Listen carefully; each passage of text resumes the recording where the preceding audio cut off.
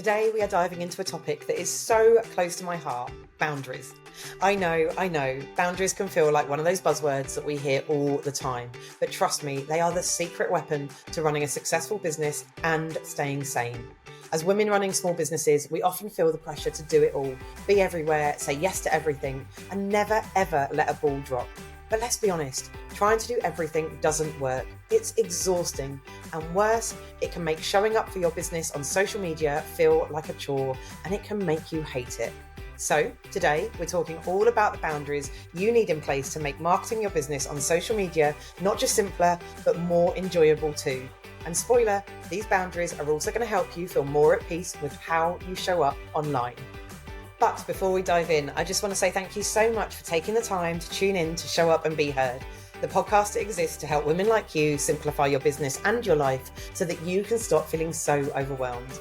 I am your host, Becky McAvoy, owner and founder of Be Heard Socials, and I am an award-winning social media marketer and international speaker who specialises in content strategy and organic growth on social media. Through this podcast, as well as through my own social media, email community, and my award-winning membership, the Boss Your Socials Club, my mission is to cut through the noise to make social media marketing accessible and easy to understand for businesses that can't afford to outsource or who don't have the teams required to implement most of the advice given to them. So if you want to cut through the noise and BS and get practical, actionable advice tailored specifically to make social media marketing accessible and easy to understand, or if you want to be part of a supportive community where women entrepreneurs can feel connected and inspired to achieve their dreams, then keep listening because you are in the right place. To be the first to find out when new episodes go live and to get more tips like the ones you hear in this podcast, make sure you join my email community through the link in the show notes. All right then, let's get started with this week's episode. Setting strong boundaries on social media is something that not enough people talk about. I mean, it may get mentioned as part of an awareness day or a side point to a wider point that someone's making. Or, you know, sometimes we go through popular phases of it where people talk about it, but I don't think we ever talk about it enough properly. And I believe it should be standard advice. It's something that I am so passionate about. And that's why I put it front and center of my boss framework. And I speak about it. I've done a whole episode on the boss framework, so I will link to that in the show notes. But that's why it's to be in the boss framework. It is front and center because I think it is so important. And that's why I'm also dedicating a whole podcast episode to talking about this because, I want it to serve as a reminder to you or permission to you or just inspiration to you to get more unapologetic about your boundaries. And I'm going to go into detail about all of that. So before I do, let's start where I always like to start with the why. Why are boundaries so important? Well, without them, we end up in this cycle of overworking, overthinking, and overcommitting. And when we're in that space, guess what happens? Our marketing and how we show up in our business reflects it. Because setting strong boundaries for your social media presence isn't a luxury. It's not a self-care buzzword to put in place when you can. It's a strategic necessity that will enable your success as a small business owner to use social media well when marketing your business. It's so important. And I kind of want to repeat that. It is a strategic necessity because here is a truth bomb, right? Boundaries make you look more professional, not less. And I'm going to repeat that as well. I'm going to repeat that as well. Boundaries make you look more professional, not less. Yeah, that's right. Because sure, replying promptly and courteously to any DMs or comments is fundamental. I'm not going to deny that for good customer service.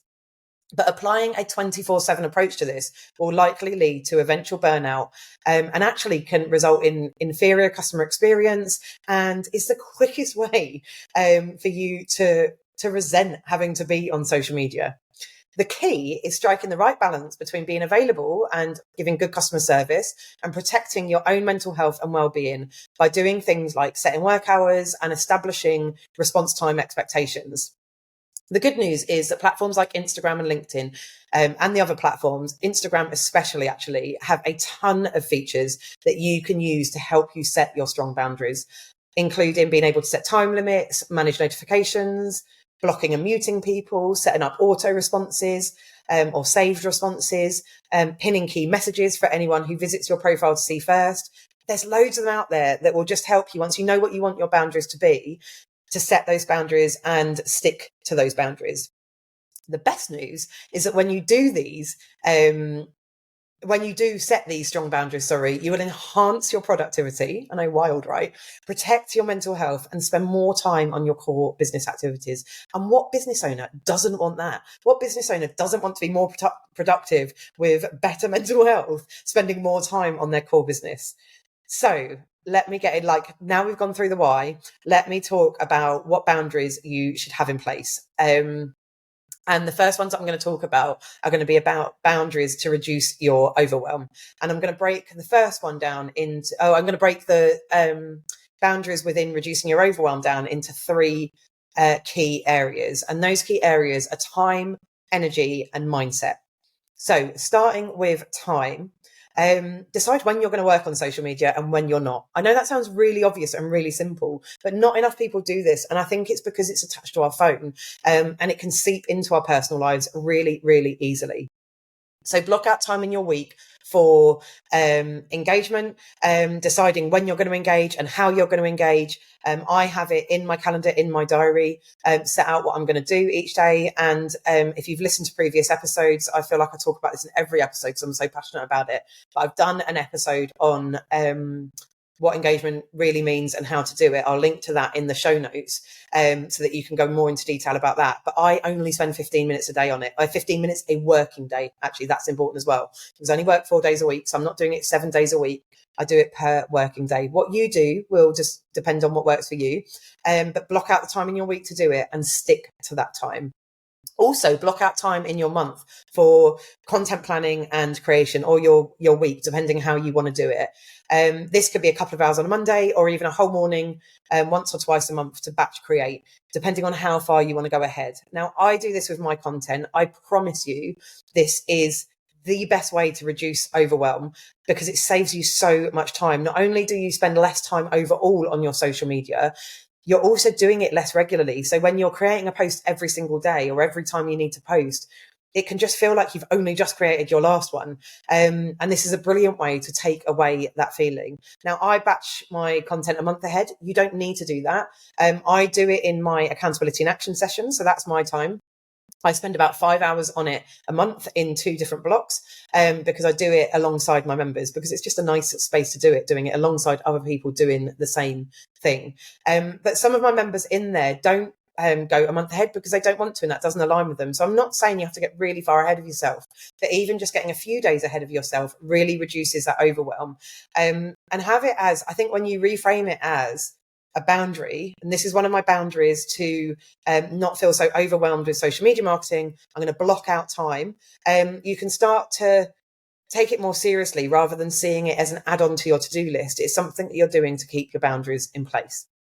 So block out time in your week for engagement, and block out time in your week and your month for content planning and creation and batching and scheduling.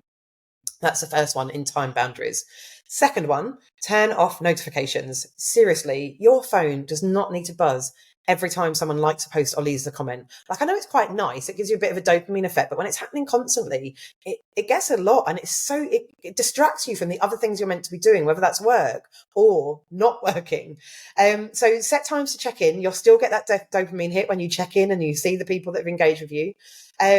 It could be once in the morning and once in the afternoon if you want, and stick to those. I do that during my engagement time that I was just talking about, the 15 minutes a day I spend on it. Whatever that is for you is what works for you, but put it in and stick to it because it is such a simple way to reclaim your focus and stop feeling like social media is controlling you. Now, I've gone one step I went one step further on this last year, where I set up focuses on my phone. So I have an iPhone. I don't know if you can do this on other phones, but you can set up focuses. Now, I am the kind of person that if I see a notification, I can't have the little unread notifications on my phone.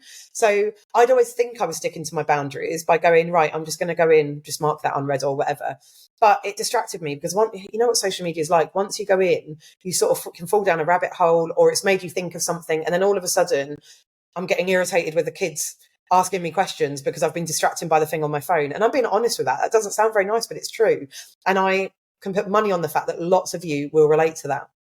So what I did last year was set up a focus and I actually named it boundaries. What's really cool about this is when I finish work, it comes up on my phone to say boundaries are turned on. What's less cool is when I start work, it says boundaries are turned off. My boundaries are not turned off when I start work. But I just called it boundaries because it's a nice thing and I have like a little flame emoji next to it. And in that, I turn off all my notifications. So I don't get the notifications pop up, like even on, like on the little Instagram app symbol. I might have 3 unread messages, but I can't see that from my home screen. Now, I might still go in and check that. It's not like I only spend 15 minutes a day on Instagram, but I'm doing it by choice rather than reacting to notifications coming through. So yeah, however that works for you.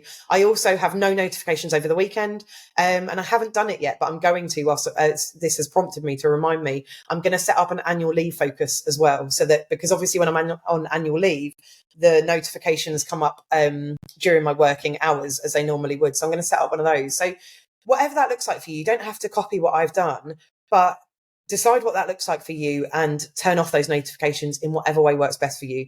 You can do that in app on some of the platforms. And like I said, phones, the iPhone definitely does. I'm sure the other phones do as well, have features where you can set up focuses and do it like that as well.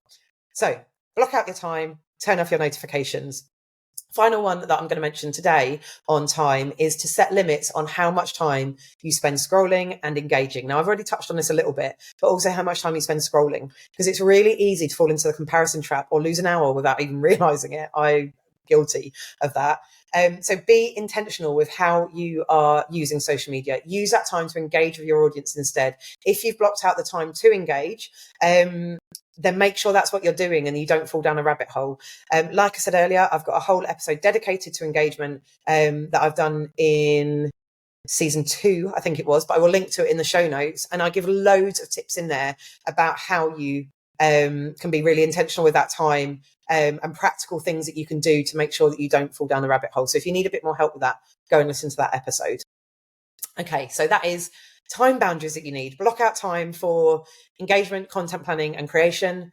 Turn off your notifications in a way that suits you, and set time limits on how much time you spend scrolling.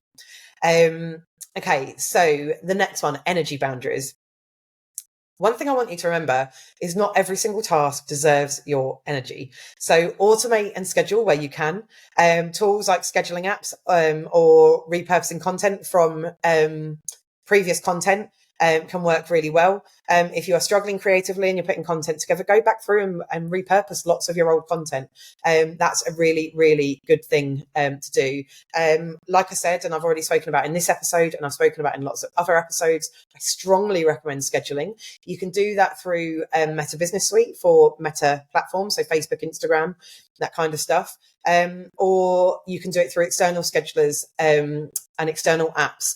And you can include LinkedIn, Pinterest, like all the other main platforms in that as well, if you want to. I use Metrical. I will link to it in the show notes. I love it. But what scheduler you like often comes down to personal preference. I spoke about quite a lot about Metrical and why I liked it in an episode that I did around consistency. So I will link to that in the show notes for you as well. And you can go and listen to that if you want to find out more about it. But if you just want to go and check out Metrical, you can go and check that out as well. But there's loads out there. You can test them out and find out which one works for you. Okay, so automate and schedule where you can. Really super important. If it's within your budget, you can outsource.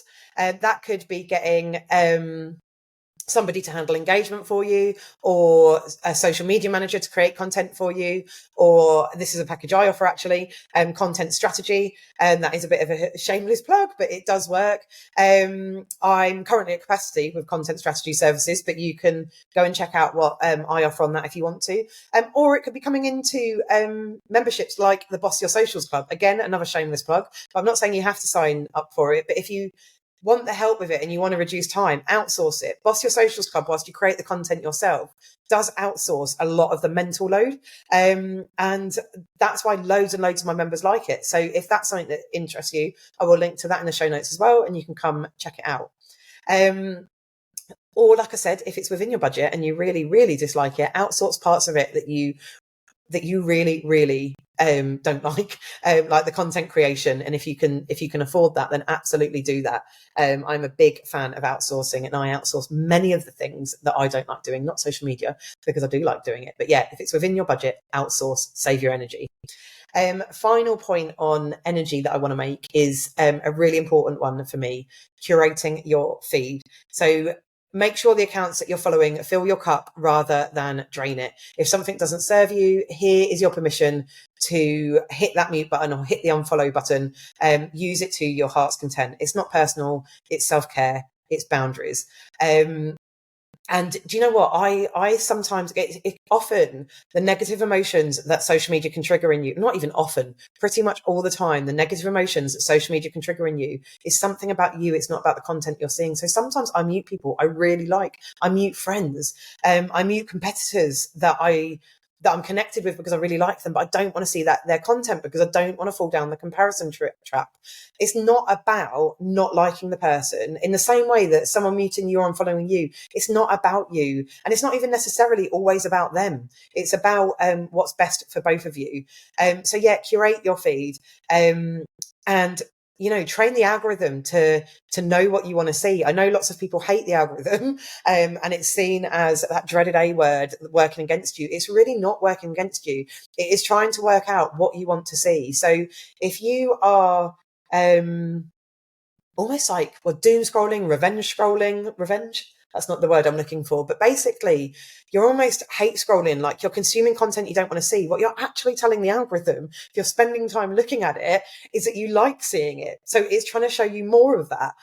So do less of it. Mute people, use save collections that I've spoken about in previous episodes. Like I said, I did definitely speak about it in the engagement episode. I've already said I'll link that in the show notes. So use lots of the tips I use in there to curate your feed and make it an enjoyable place to be. Because if you open your platforms up and instantly are like, ugh, at the first thing you see, it's not setting you up to be in a good place. And finally, on energy, and a little bit on time actually, but tell people what to expect. Boundaries also set expectations for others. They are not just about you. So for example, it's about telling your audience and your communities when you'll be around to answer questions or answer messages. So for example, you could have it in your bio or a pinned post, or you could have it in an auto response in a message saying, I check my DMs. So for me, if I was saying when I'm going to be about and responding, and I used to have this as an auto response, but I don't so much anymore. But it used to say, I check my DMs between 9:30 and 11 o'clock, Tuesday to Friday. So that's when you're most likely to hear a response from me. And I would then set that expectation that that's when they're going to hear the response from me. In that message, I would also say, you might see that I'm active on social media, like it's my job. And even if it wasn't my job as a small business owner, you might see me on it just because I'm active and online. That doesn't mean I'm open to answer messages. This is when I'm answering messages. And I do this to avoid falling down the inevitable rabbit hole. So just set that expectation, because it takes the pressure off you to be available all of the time. And honestly, if anybody doesn't like it or you get a negative response to it, it's a red flag for me. And actually, most people are so understanding when you communicate upfront and they know what to expect. Even if you say, I only check my messages on a Monday, they know what to expect then, and they know not to expect a response before that. And like I said, it's a red flag if they react negatively to that. And you don't want to be working with that kind of person anyway, or dealing with that kind of person. You don't need that negativity in your life, and you shouldn't have to feel like you need to apologize for your boundaries. Like I said, most people are so understanding when you communicate that up front. Another thing that I do is you're allowed to take time off social media. So if I'm ever, particularly in school holidays, for example, taking a week off, or even the summer off, if that might be the case, then I communicate that, and I pin the post at the top of my profile saying I'm out of office.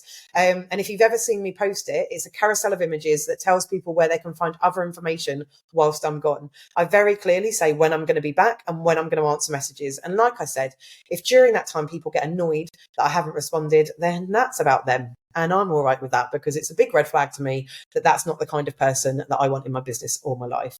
But I will, hand on heart, say that is very rarely, if ever, happened, because most people are really understanding when you communicate up front, and most people actually love it because it gives them permission to do the same.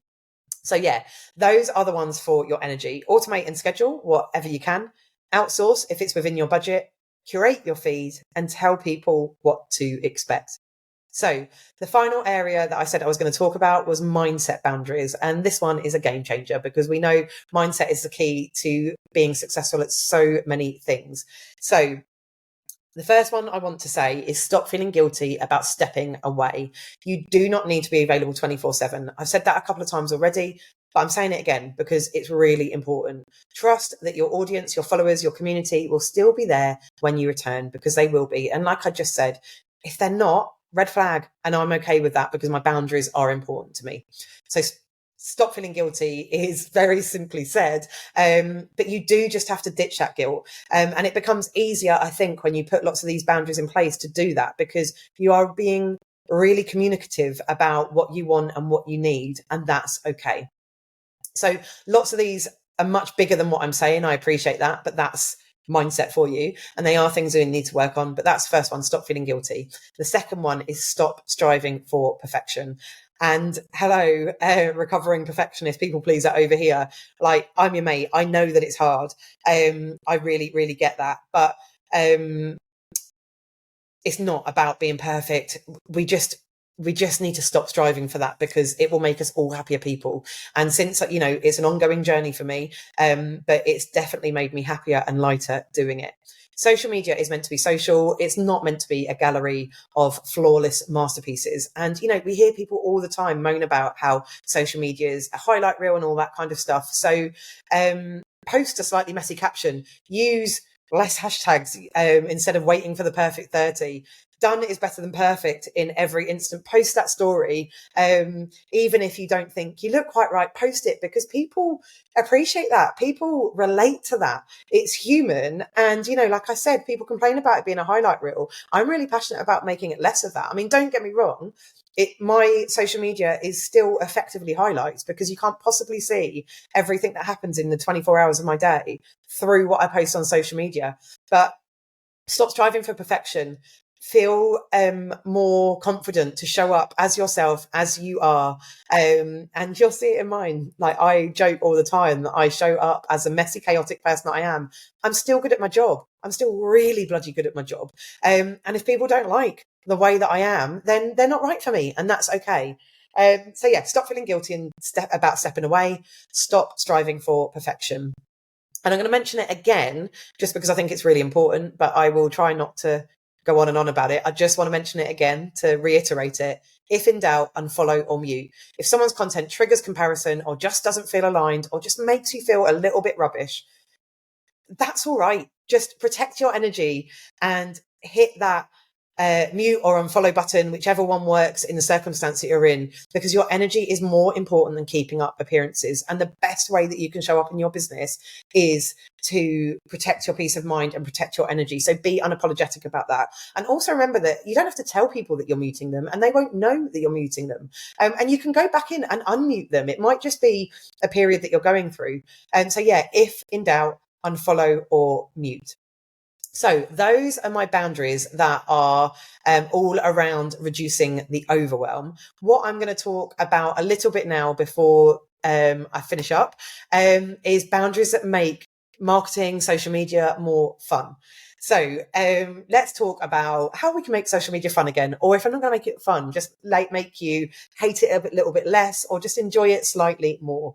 So the number one in this area is know your why. When you're clear on why you're showing up on social media, it becomes so much easier to filter out the noise. Every post, story, reel you create should align with your goals. Don't feel like you need to follow every trend or use every feature. Focus on what works for you and know your why. Now, your why might seem like it's really obvious, but move away from saying, because it's negative before you've even started, oh, well, I have to show up on social media. I make a joke about this with exercise and walking, like, oh, I'm going on another stupid walk for my stupid mental health. Actually, my mental health is not stupid. It's really important. If social media is important to you for showing up, then don't do it, because I have to. Think about the why and what you're going to get from that. That will be unique to you. I can't tell you what your why will be, but when you know it, it will make it much easier to show up on social media. well, I don't know, maybe easier is the wrong word I'm using there, but it will make you more motivated to want to show up on social media because you know why you want to do it. Second one, and this comes back a little bit to the time stuff that I was talking about earlier. Protect your weekends or whatever your time off looks like. So you might have a business that means you work weekends, but I call this like the closed on Sundays, although I'm closed on Saturdays, Sundays and Mondays because they're not my working days. So whatever your time off looks like, and you should be having some, protect that. So, I've spoken about batching and scheduling your content so you're not stressing about posting when you're supposed to be relaxing. I've spoken about setting realistic engagement times, not have feeling you need to do it when you're off. And I've spoken about turning off notifications. So all of these are important in this protecting your time off as well. But whilst we're at it, don't encourage comments on posts if you know you're not going to be around to reply. So know when you're going to be working and when you're not, and post content that fits in with that, and that isn't going to need your engagement. Like, don't ask for comments and DMs if you're going to be off for the summer. Your audience will understand, especially if you've told them what to expect, which we spoke about earlier. So yeah, just think about that. But whatever you do, protect your time off because you deserve that time off, and rest is productive. We shouldn't be working all the time, and we haven't started running our own businesses to become our own worst boss. Okay, so the final one, oh no, actually I've got a couple more in making, well, I'm saying this is about making it more fun. This is a lot about mindset. But ultimately, and trust me when I say this, because even as a social media marketer, you can resent social media having to be on it all the time. When you get your mindset right and your boundaries right, it does make it more fun because you're doing it on your terms. So I've spoken about this already, but I'm going to speak about this in this area as well and just touch on it again to reiterate the importance of it. Curate your feed and turn off notifications. One of the reasons that I'm saying this again is it might sound like a small thing or an obvious thing, but it is huge. Your feed should inspire you and it should energize you. It should not make you feel like you're falling behind. And notifications, like I said earlier, they're a distraction that you don't need when you're meant to be doing other stuff. Turning them off is like taking a deep breath and saying, I am in charge of when I go on my social media, when I engage with social media, not the other way round. I am running my social media. My social media is not running me. So yeah, take that deep breath because trust me when I say it feels wonderful. Like I said, and it doesn't mean you have to do, it doesn't mean you have to have as much time off as I have off. So I set my I don't get notifications outside of the school hours because I don't want to get irritated with my kids when they ask me a simple question like what's for tea, and I react like they've asked me for world peace. It's just I don't want to respond like that. So that's when I turn my notifications off. But when you do that, and how you curate your feed will look like what it looks like for you and what you need and what you want. Final one in making it more fun and making it more enjoyable and getting that mindset right is stay in your lane. Set boundaries around who you follow and what content you consume. We've spoken about that. And like I said, I am repeating myself here, but I think it's worth it because it's important. If accounts leave you feeling less than or drained, it's okay to mute or unfollow. And I'm going to repeat that because this is your mission. It is your mission as well as permission. It is okay to mute or unfollow. It doesn't mean you hate the person. It doesn't make you a bad person. Your mental health matters and you need to protect it. So again, I'm going to come in with another truth bomb about boundaries. Boundaries aren't about limiting yourself. They are about freeing yourself. And that might sound very Insta-worthy, but it is so true. When you have clear boundaries in place, you're able to show up for your business with intention and with excitement, and you're able to have more fun doing it. You will market your business smarter, not harder. Boundaries give you the clarity and space you need to love showing up on social media or just enjoy it a little bit more or hate it a little bit less. They make your marketing, like I said, more intentional, more aligned with your goals. And most importantly, it makes it more sustainable. And let's be real. When you are enjoying it, when you're having fun with it, and when you're doing it in a way that's on your terms, it's going to come across in your content and it's going to come across in the way that you show up. And when it does, and when the way that you are showing up is in a way that you want, your audience will feel that energy too. And that can only lead to good things. So remember, your social media doesn't have to be perfect. It just has to be you.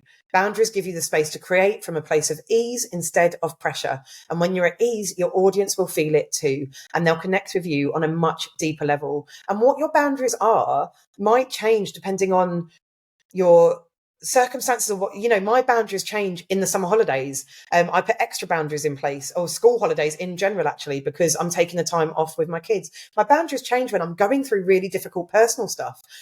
Because, I need to protect, I'm going through difficult personal stuff. So I need to protect my energy even more than I normally would. So they don't always have to be the same. They just have to be right for what you need when you need it. So, one action I would really like you to take away from listening to this episode is write down the areas of social media that you hate or that you resent. And, if you've heard of the chimp brain, let your chimp brain run wild. Set a timer for 10 minutes and just go wild. Write down all the things you hate about it. Get it off your chest. If nothing else, that in itself will be quite a freeing activity. But once you've done that, you can look at the things that you don't like and find a boundary that you can put in place to reduce the strength of that feeling.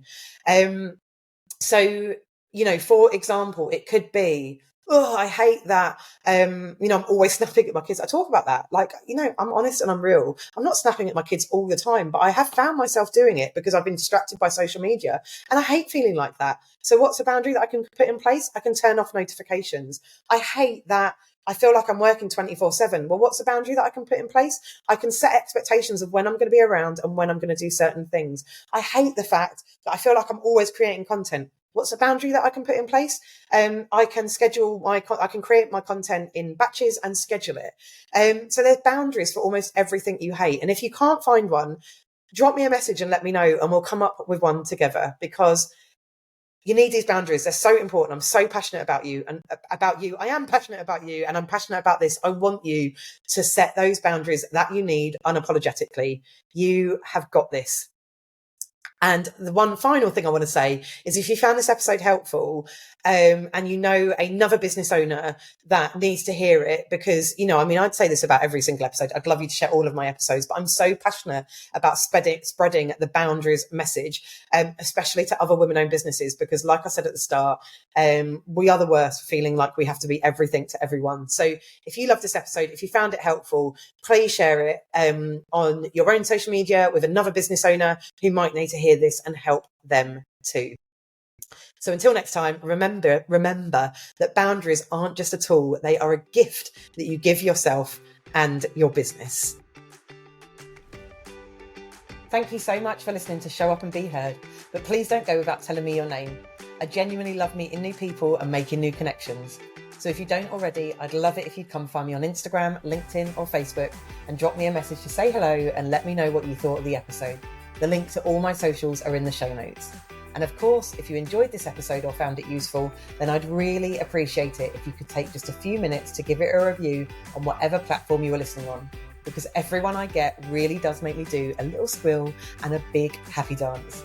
Finally, more than anything else, please always remember, realizing that you're not actually meant to do this stuff alone is the first step to making it easier. So I'll see you next time.